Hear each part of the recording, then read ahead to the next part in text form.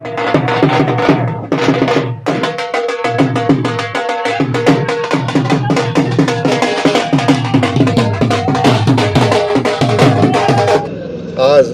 हनुमानगढ़ क्रय विक्रय सहकारी समिति के चुनाव में भारतीय जनता पार्टी के साथियों ने, संचालक मंडल के सदस्यों ने व आदरणीय डॉक्टर राम प्रताप जी ने, जिलाध्यक्ष बलवीर जी बिश्नोई ने, युवा नेता अमित जी साहू ने जो अध्यक्ष पद की जिम्मेवारी मुझको दी है, मैं उसका किसानों के हित में लगातार सतत प्रयास करता रहूँगा।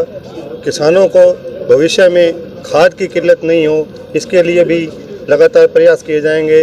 और जो सरसों खरीद के मामले में जो सरकार का राज्य सरकार ढुलमुल रवैया अपना रही है, उसको भी हम सुधारने का प्रयास करेंगे। सहकारिता के क्षेत्र में किसानों को किस तरीके से सहायता मिल सके, किस तरीके से सहकारिता की भावनाओं को आगे बढ़ाया जा सके, डॉक्टर साहब के निर्देशानुसार व युवा साथियों के सहयोग से किसान हित में हम लगातार प्रयासरत रहेंगे। मुझे जो जिम्मेवारी सौंपी गई है, उसके लिए मैं माननीय डॉक्टर साहब का, जिलाध्यक्ष जी का, डायरेक्टर बंधुओं का व युवा नेता अमित जी साहू का तहे दिल से आभारी हूँ।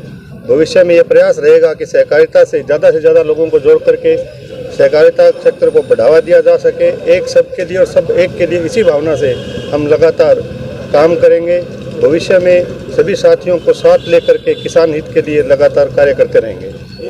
जैसा कि आपने अभी बताया है, मेरी जानकारी में तो नहीं था, लेकिन कई जगह एक दो घटनाएं हुई है। भविष्य में हम लोग प्रयास करेंगे कि किसानों को किसी भी प्रकार का नुकसान नहीं उठाना पड़े और उसका एक एक दाना उचित मूल्य पर सहकारी समितियों में तुलवा कर उनको समय पर भुगतान करवाने का हम प्रयास करेंगे। ऐसी घटनाएं अगर कहीं भविष्य में होती है, उसके लिए अधिकारियों के खिलाफ सख्त से सख्त कार्रवाई की जाएगी। निश्चित रूप से आज के इलेक्शन का विधानसभा चुनाव पर असर पड़ेगा। सेम यही 2013 की पुनरावृत्ति हो रही है। 2013 में मैं पूर्व में डॉक्टर साहब के आशीर्वाद से क्रय विक्रय सहकारी समिति का अध्यक्ष बना था। उस टाइम भी 4 महीने विधानसभा चुनाव के शेष थे और आज वही परिस्थिति दोबारा हनुमानगढ़ में पुनरावृत्त हुई है। 4 महीने विधानसभा चुनाव के हैं और जनता कांग्रेस राज से बिल्कुल त्रस्त है। डॉक्टर साहब के विकास कार्यों को आज जनता याद कर रही है और जनता के मन में यह भावना है कि डॉक्टर साहब को दोबारा विधानसभा में भेज करके हनुमानगढ़ को नित नई ऊंचाइयों पर पहुंचाया जा सके। डॉक्टर साहब ने जो किसान हित में काम किए, चाहे वो इंदिरा गांधी नहर बनाने का मामला हो, चाहे किसान के खेत तक खाड़ा पहुंचाने की बात हो, चाहे गांवों तक सड़क पहुंचाने की, जैसा विकास कार्य डॉक्टर साहब के कार्यकाल में, पिछले भारतीय जनता पार्टी के कार्यकाल में हुआ, वो आज कहीं भी नजर नहीं आ रहा है। और जनता कांग्रेस के शासन से लगातार जो झूठी घोषणाएं हैं, झूठे वायदे हैं, उनसे आहत है और भारतीय जनता पार्टी की सरकार बनाने के लिए आतुर है। सबसे पहले तो मैं इस जीत का श्रेय समस्त भाजपा कार्यकर्ताओं को दूंगा। उन्होंने बड़ा सहयोग करके, रात दिन एक करके और बड़े योजनाबद्ध तरीके से जो कांग्रेस थी उसको पटकनी दी और उसका सबूत आज से 2.5 महीने पहले इन लोगों ने गिनती के दिन स्टे लाके अपनी हार स्वीकार करने के तौर पे दिया था। बावजूद स्टे हटने के बार बार आग्रह करने पर भी जब ये नहीं माने तो हम लोगों को गिनती कराने के लिए आंदोलनकार की राह चुननी पड़ी।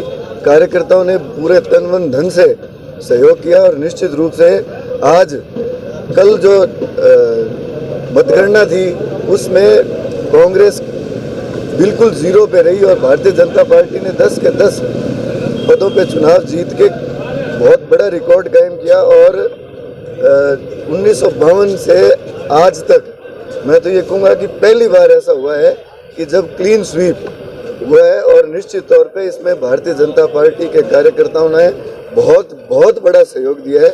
उनके बिना, उनके सहयोग के बिना ना ही तो मैं कुछ कर सकता हूँ, ना ही डॉक्टर राम प्रताप जी कुछ कर सकते हैं। उनके सहयोग और आशीर्वाद से ये सब कुछ संपन्न हुआ और निश्चित तौर पे आप सबके मैं इस बात का विश्वास दिलाता हूँ कि 2023 और 2024 में इसी जीत को, इसी क्रम को हम लगातार दोहराएंगे और भारतीय जनता पार्टी को मजबूत करने का प्रयास जो सभी कार्यकर्ता मिलकर कर रहे हैं उसको लगातार जारी रखेंगे। पुनः सभी कार्यकर्ताओं को बहुत बधाई, बहुत शुभकामनाएं।